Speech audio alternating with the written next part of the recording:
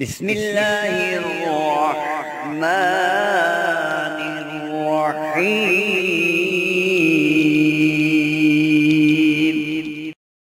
بسم اللہ الرحمن الرحیم۔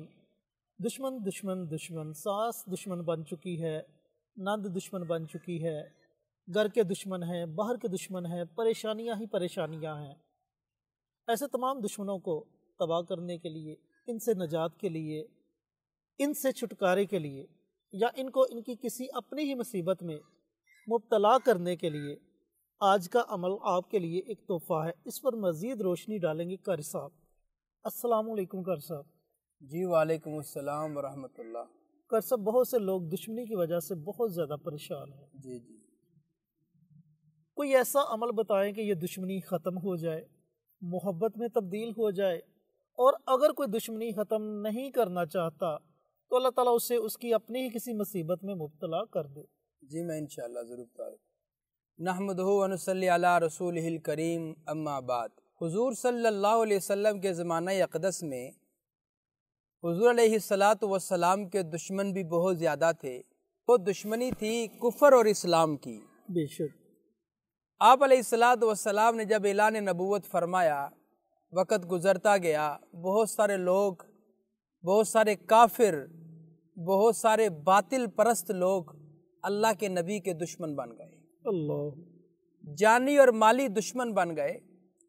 حضور علیہ السلام کی جب نکاح ہوا، نکاح کے بعد بچے پیدا ہوئے، تو یکے بعد دیگرے بچے پیدا ہوتے تھے، انتقال ہو جاتا تھا، تو کافر یہ کہنے لگے حضور علیہ السلام کی ذات عالی کو کہ آپ دم بریدہ ہیں۔ دم بریدہ کا مطلب یہ ہے کہ آپ کی نسل نہیں ہے، مقطوع نسل ہیں، یعنی آپ سے کوئی نسل ہی نہیں چل رہی۔ تو یہ تانا دیا کافروں نے حضور کی ذات عالی کو۔ اللہ۔ تو اللہ تعالیٰ نے قرآن پاک میں پھر سورہ کوثر نازل فرمائی۔ اس میں اللہ کی ذات عالی نے ارشاد فرمایا کہ میرے پیارے پیغمبر، اگر آپ کے بچے نہیں ہیں، یہ آپ کو کہتے ہیں کہ آپ مقطوع نسل ہیں، دم بریدہ ہیں، آپ کی آگے نسل نہیں چل رہی، یہ جتنی بھی امت ہے یہ ساری کی ساری آپ کی روحانی اولاد ہے۔ سبحان اللہ۔ آپ پریشان نہ ہو، انا آتینا کل کوثر فصلی لربک وانحر ان شانئک ھو الابتر۔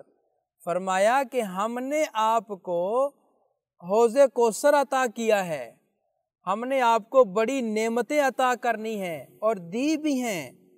فرمایا ان شانئک ھو الابتر، اے میرے لاڈلے حبیب، جو تیرا دشمن ہے وہی مقطوع نسل ہے، وہی تباہ و برباد ہوگا، وہی ہلاک ہوگا۔ اللہ تعالیٰ نے آپ کو یہاں بھی عزتیں دی ہیں، اگلے جہان میں بھی آپ کو عزتیں دے گا۔ سبحان اللہ۔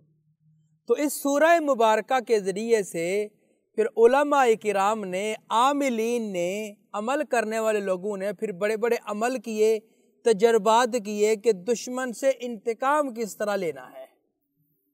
دشمن سے انتقام لینے کے لیے یہ سورت تیر بہدف کام کرتی ہے، اللہ، بشرطے کہ یقین کامل ہو۔ بے شک۔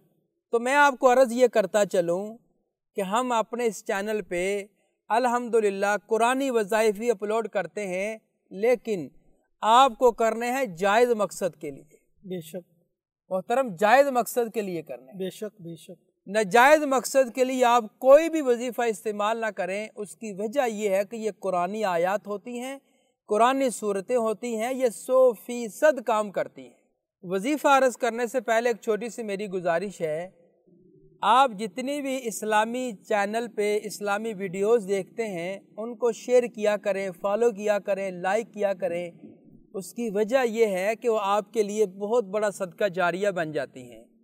تو ہمارے چینل پہ خصوصی طور پر جتنی بھی ویڈیوز اپلوڈ ہوتی ہیں انہیں دیکھا بھی کریں، انہیں شیئر بھی کیا کریں، اور کمنٹ باکس میں جا کر سبحان اللہ، ماشاءاللہ، الحمدللہ لکھ دیا کریں۔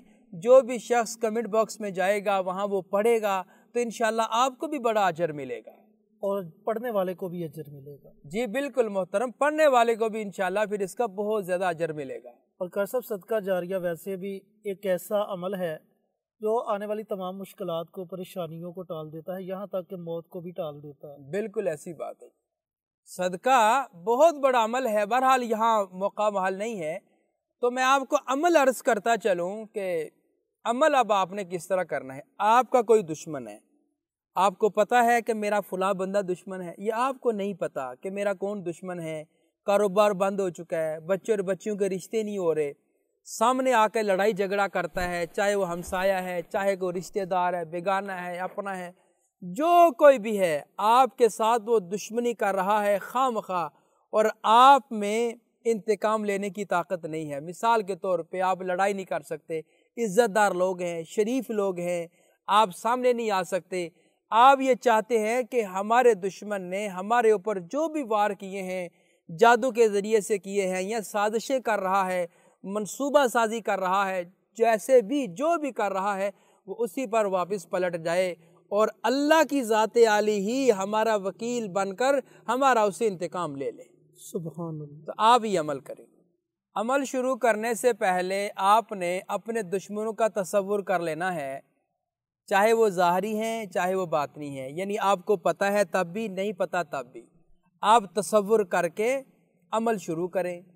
عمل کا طریقہ کار یہ ہے کہ اول آخر 3 بار درود ابراہیمی، درمیان میں سورہ کوثر 131 بار آپ نے پڑھنی ہے، لیکن جب آپ نے آنا ہے اس آیت کے اوپر ہُوَ الْأَبْتَرُ، مطلب اِنَّا آتَيْنَاكَ الْكَوْثَرَ فَصَلِّ لِرَبِّكَ وَانْحَرْ إِنَّ شَانِئَكَ هُوَ الْأَبْتَرُ، اس ابتر کو آپ نے 3 بار پڑھنا ہے، ہر بار 3 بار اس کو پڑھنا ہے، اور تصور یہ کرنا ہے کہ میرے دشمن کے ٹکڑے ٹکڑے ہو رہے ہیں، وہی قتل ہو رہا ہے، ہلاک ہو رہا ہے، تباہ و برباد ہو رہا ہے، اس کا یہ آپ نے تصور کرنا ہے۔ تو اس طرح آپ نے 131 بار پڑھ کر پھر آخر میں آپ نے اپنے دشمن کے اوپر پھونک مار دینی ہے۔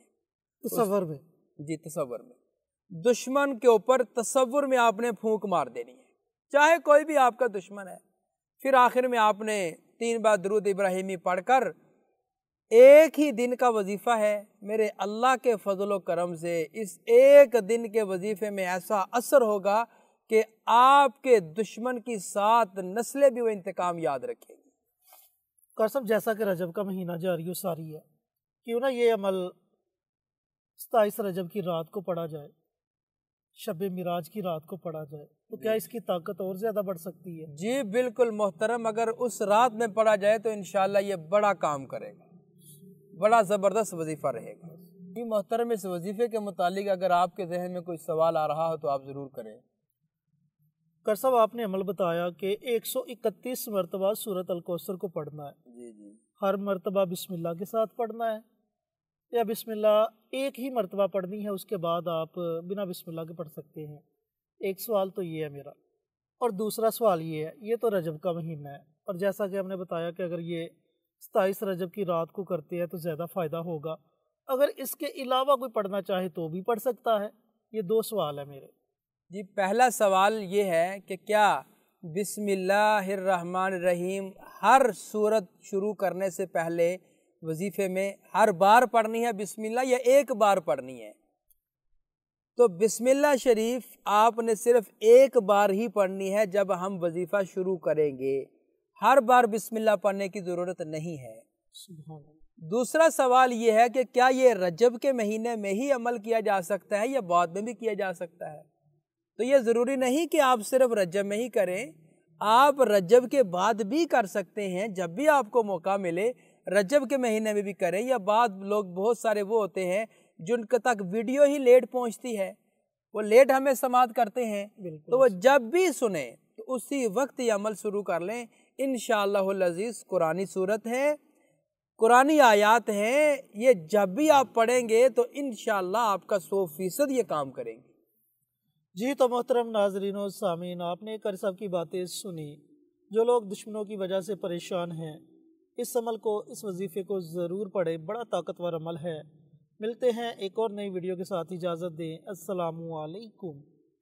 ہماری ویڈیو آپ کو پسند آئے اسے لائک کریں، شیئر کریں، ہمارے چینل کو سبسکرائب ضرور کریں، اور ساتھ والے بیل آئیکن بٹن کو دبائیں تاکہ ہماری ہر آنے والی ویڈیوز کی اپڈیٹ آپ تک آسانی سے پہنچ سکے۔